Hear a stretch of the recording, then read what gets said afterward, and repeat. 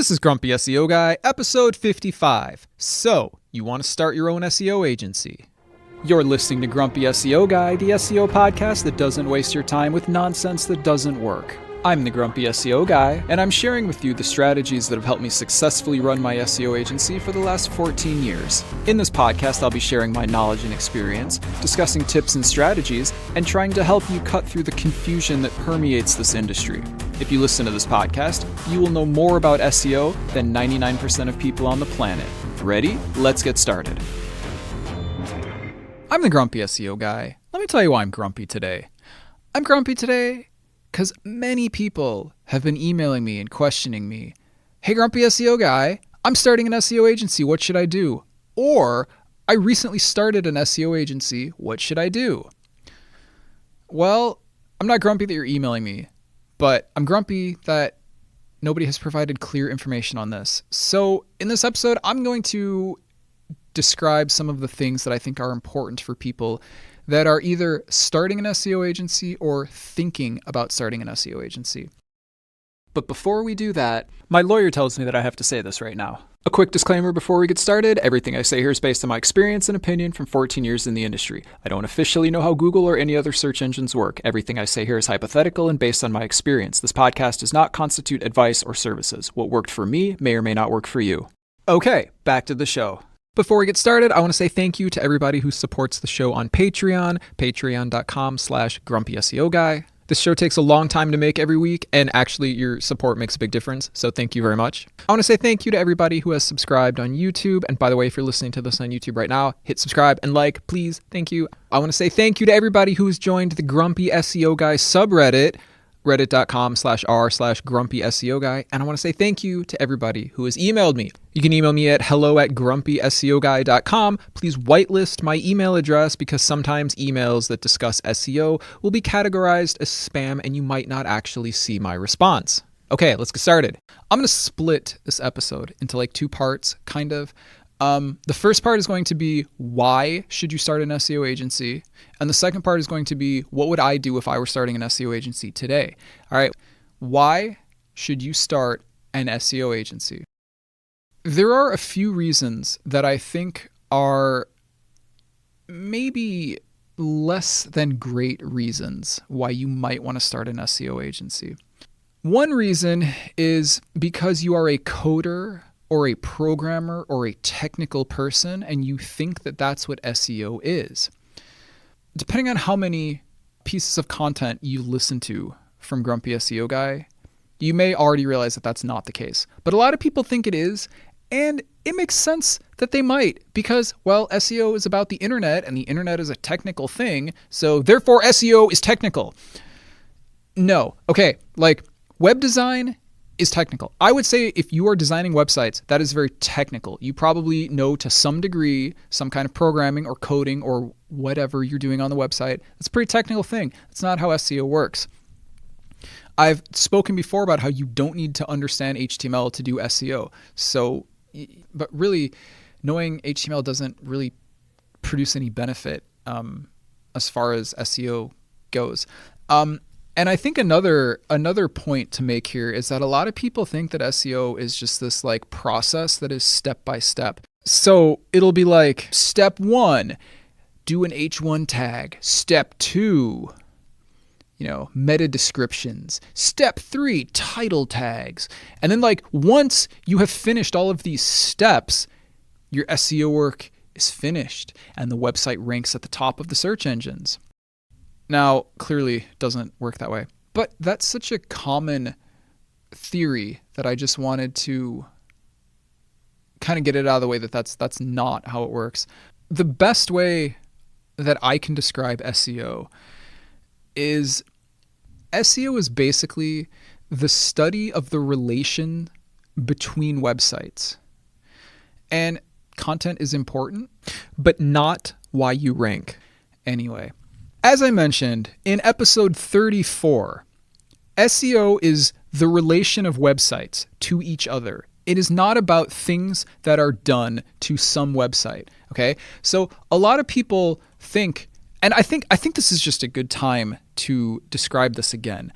A lot of people think that SEO is about what they do to a website. They think, I'm going to perform SEO on this website. I'm going to go in, I'm going to log in, I'm going to write some content, I'm going to change some headers, I'm going to install this plugin, whatever. And then when I do that, the website will have better SEO. So, but ask yourself, what is SEO? What is it?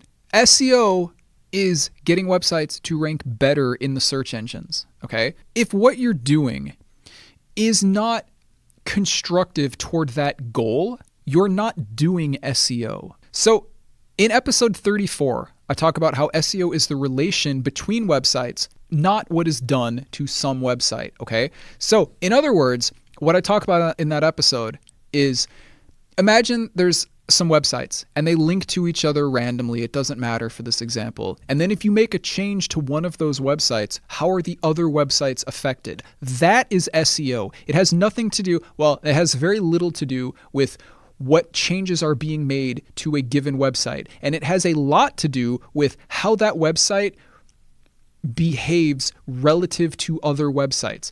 And how are other websites affected by changes to that website? Go listen to episode 34 if you want to learn more about that. But I'm telling you, that is SEO. SEO is not about changes that a person makes to a website. SEO is about the relation between websites. Go listen to episode 34. It'll explain it. So anyway, that's basically my point. If you find, I guess, relational behavior to be an interesting concept, maybe you're suited for SEO. I don't know. But my point is, don't think that you're just going to be like using a step-by-step document and that's doing SEO. Like, in other words, being good at following directions, like your step-by-step guide, is not really a thing in SEO. It's not like something that makes somebody successful. I guess if you're given like an SEO task or something, like say you work at an SEO agency and like your boss like gives you a task, like do these things, like then yeah, like maybe, but ultimately that's not how it works. Like, to be good at SEO, you got to be able to think about stuff like in ways that no one else does. Because remember, like, you are always thinking, what is the search engine doing? How do I need to respond or predict what the search engine is going to be doing? Okay. That's all I'm going to say about that, because I actually have other episodes to talk more about it. But my point is, you need to be more understanding of the big process and less understanding of, I need to adhere to this guide and it tells me exactly what to do. Because like, no, like that's not really how it works. So don't do it just because you're like a logical or like programmer type person. Like, those are good traits to have, but they are not necessities for SEO. Okay, the other reason that you should not do SEO is if you heard somebody online say that SEO is a good way to generate income, just start a side hustle, offer SEO services, you'll become rich. No, for many, many reasons. For example, the SEO industry is full of people that all say they are experts. You don't need more people in the SEO industry. Like, you will have so much competition. And I'm not saying that if you're good, you can't like beat your competition. Obviously you can. But when you're starting and you have no reputation and no one knows who you are, you have so much competition because everybody seems to offer SEO services. So it's not easy. It's not a good way to make money, and it's not easy to make money. So that person who told you should offer SEO services to have like a side hustle, isn't that like what everybody like, get the side hustle? What's your side hustle, man? That term just absolutely drives me insane. I'm going to keep saying it. What's your side hustle? Do you have a side hustle? It's like, first of all, the word hustle implies some level of like suspiciousness. Anyway, I don't know. And it's funny because I literally spent many years in a co-working space, and like it was like all about the hustle like every day, and that's like what people talked about, and it was like on the posters on the walls, like the hustle. And I'm just like, oof. I feel like that's a gross way of saying work hard. And I know what people mean when they say it, but I also think that side hustle has become like way too trendy of a word, and I can't stand it. So plus, like, doesn't everybody have their side hustle? Last comment here, and then we're gonna move on. How many articles do you see like in your feed that are like, this guy started a side hustle and now he makes like $40,000 a month? It's like, ooh, a side hustle. Anyway, look, SEO is a terrible side hustle. It's a terrible side business. It's a terrible thing if you're not like very, very interested in the concepts of SEO and the theories and the understanding of how search engine algorithms work. Don't think that you're just going to like offer a little bit of SEO services on the side and like somehow make a lot of money, because you're not, and you're probably not going to like be very good at it if you do it that way. I'm not trying to discourage you. I'm just trying to tell you, like, I mean, look, I don't know, but I feel like a lot of people online who are telling you that you should start an SEO business to make some additional cash. Like, let me ask you a question. Are those people, are they trying to sell you a course telling you how to start your SEO agency? Because that's why they're telling you to do it. Anyway, I'm just going to leave it at that for now. I guess what I'm trying to say is if you're doing it to make money, like, that's the wrong reason to do it, okay? Because it's very hard to make money. Even if you're good at SEO. Okay, let's just break here for a minute. This is like business 101 that I'm going to teach you right now, okay? And like, I'm sure many of you know this already, but I'm just going to tell you anyway.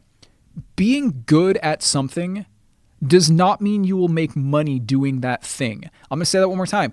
Being good at something does not mean you're going to make money doing that thing.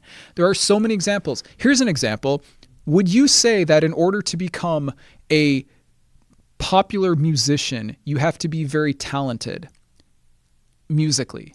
I would say yes. Now, people are going to be like, no, pop music is all produced and it's whatever. Just work with this example here, okay? Like, I don't care what you think about pop music. Just in order to be a successful musician, you probably have to be a pretty talented musician, right? I think we can all agree that the answer is yes to that question. Now, I guarantee you there are people online, you can find videos of them that are supremely talented, that are better than many, many, many professional and popular musicians, okay? They probably practice all day long. They probably have ridiculous amounts of natural talent, which, by the way, are probably necessary to get into the like top levels of pop music anyway. Like, being the best at something doesn't mean you're going to be the most successful at it. So anyway, I'm just saying this because like everybody has the thought, I'm very good at this. I should make money doing this thing.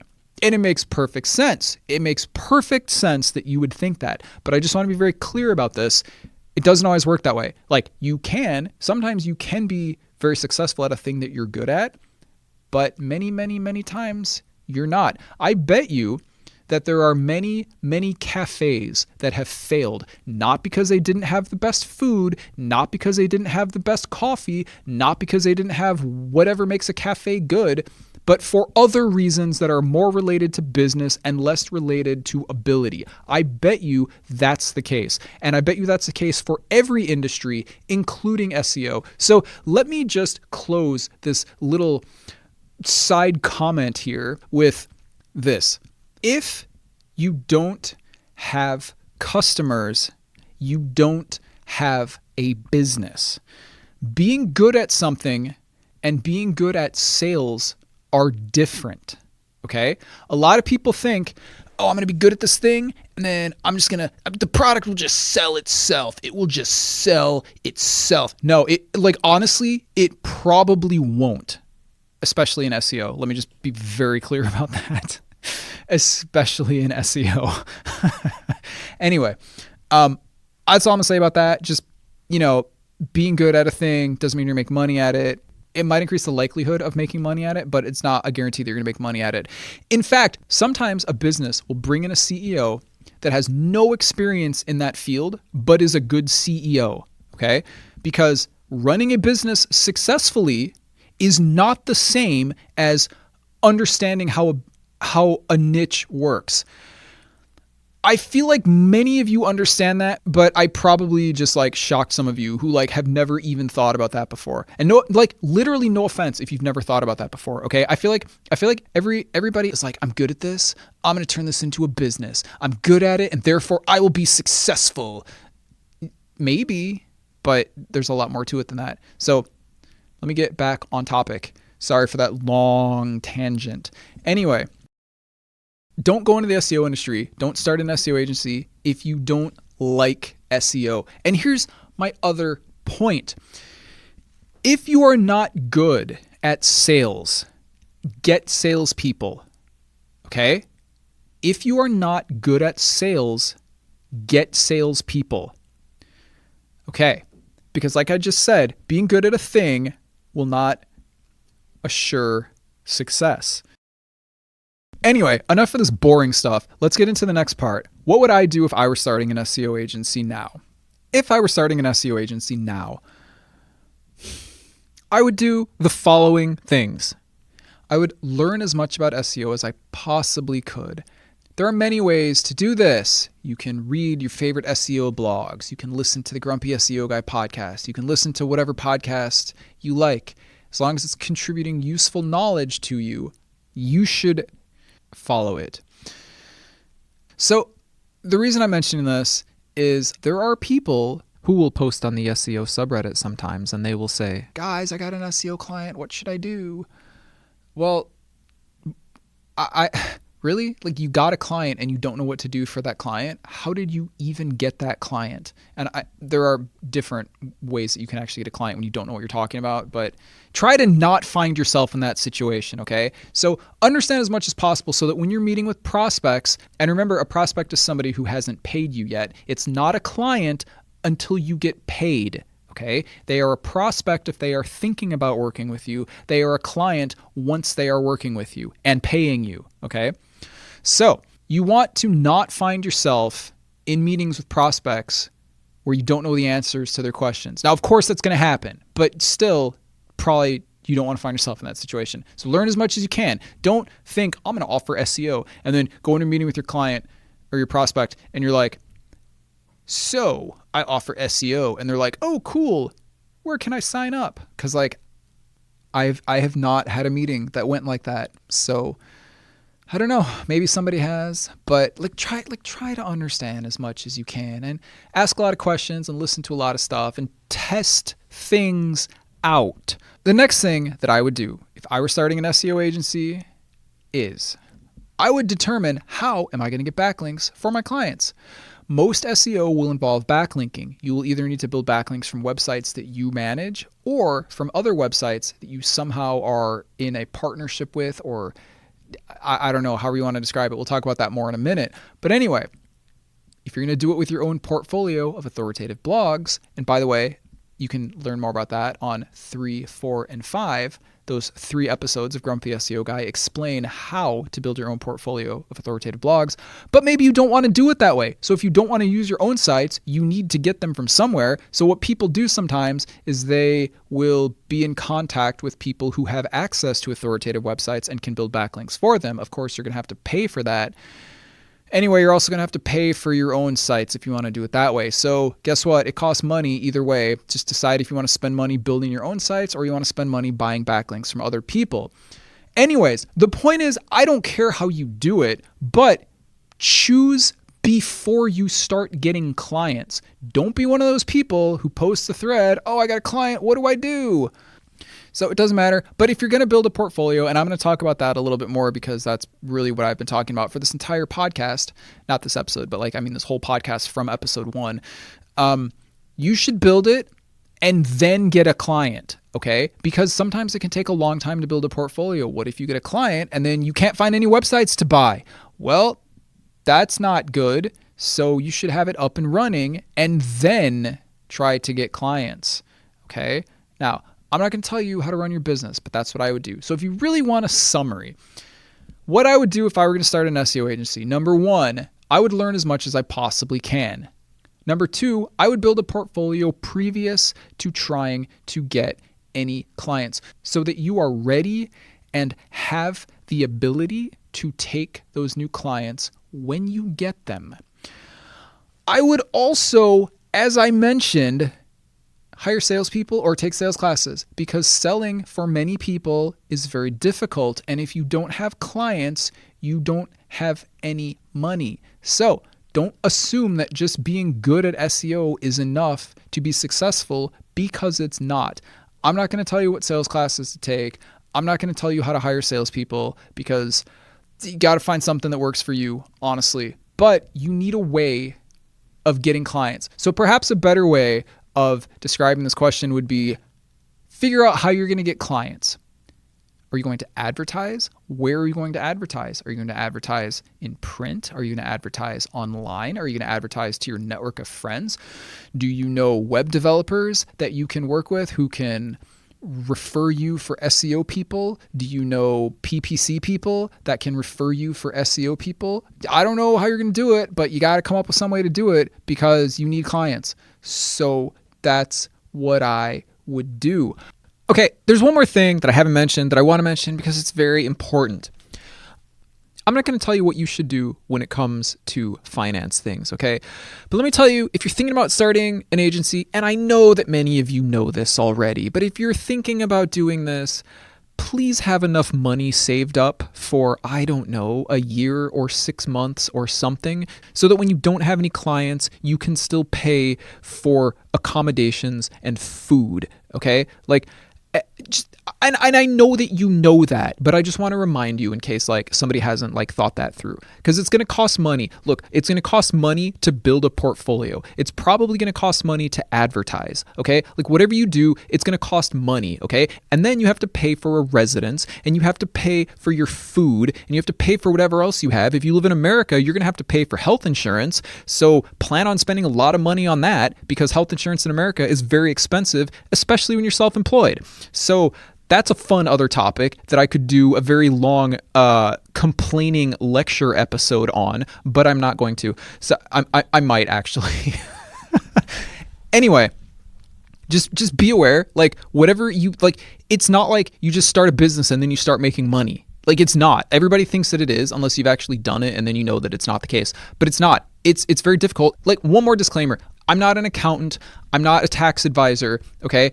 And this is only for if you live in America. I don't know what the rules are where you live, but listen, you're going to have to pay taxes on whatever money that you make, and you're probably going to have to pay estimated taxes if you start making money, okay? So instead of being like a normal person and paying taxes once a year, you're going to have to pay taxes 4 times a year, estimated based on what you think you're going to make. So plan for that. If you make money, don't spend all of it, because some of that has to be paid for taxes, okay? Just things to think about. Again, you probably realize this already, but like for the people that don't, I'm just telling you, it's way more expensive than you think it's going to be. Okay, now I'm done.